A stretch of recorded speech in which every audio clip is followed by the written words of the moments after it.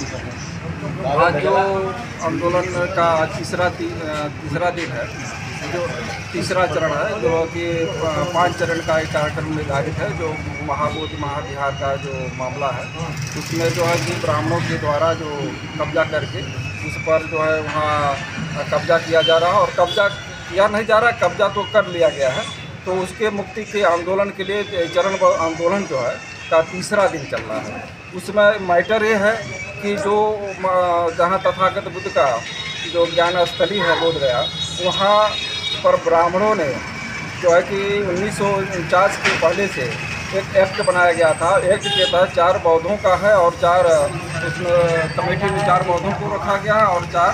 ब्राह्मणों को रखा गया, और 5वां वहाँ का जिलाधिकारी होता है जो वो भी हिंदू होता है। इस तरह उनकी संख्या 5 हो जाती है, और 5 हो जाने की वजह से आज जो वह धर्मस्थल है और धर्मस्थल पर इनका वर्चस्व कायम रहता है। तो कायम होने के साथ साथ वहाँ शिवलिंग का स्थापित करके वहाँ जो है लाउड स्पीकर लगा करके वहाँ का माहौल ख़राब किया जा रहा है। तो माहौल ख़राब जा, उसके बाद वहाँ 5 पांडव जो तथागत बुद्ध ने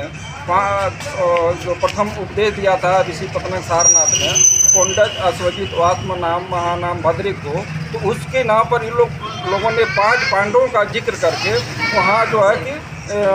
ब्राह्मणी व्यवस्था यानी ब्राह्मणों को वहाँ स्थापित करने का ये लोग काम कर रहे हैं, वहाँ शिवलिंग स्थापित कर रहे हैं। तो हम लोगों की ये मांग है कि जैसे हर धर्मों के लोग जिस धर्म के जो मंदिर होते हैं या मस्जिद होते हैं या चर्च होते हैं, तो जिस धर्म का होता है उस धर्म के लोग उसमें कमेटी में होते हैं। तो यहाँ बौद्धों के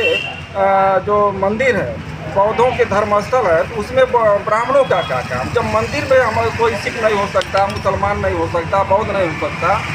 सिखों में सिख होता है, उसमें दूसरे अन्य धर्मों के नहीं हो सकते, तो बौद्धों के धर्मस्थल पर, बौद्धों के मंदिर पर ब्राह्मणों का क्यों कब्जा है? तो इसलिए हम लोग ये चाहते हैं कि जो बौद्ध धर्म का स्थान है, बौद्ध जो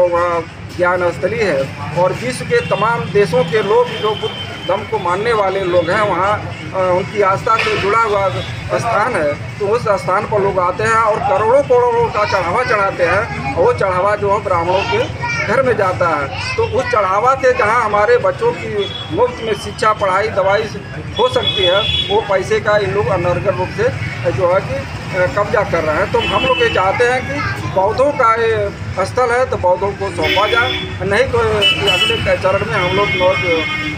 अप्रैल को जेल भरो आंदोलन करेंगे। उसके बाद अगर नहीं मांगे मानी जाती है तो हम लोग 1 जुलाई को पहली जुलाई को हम लोग भारत बंद करने का काम करेंगे।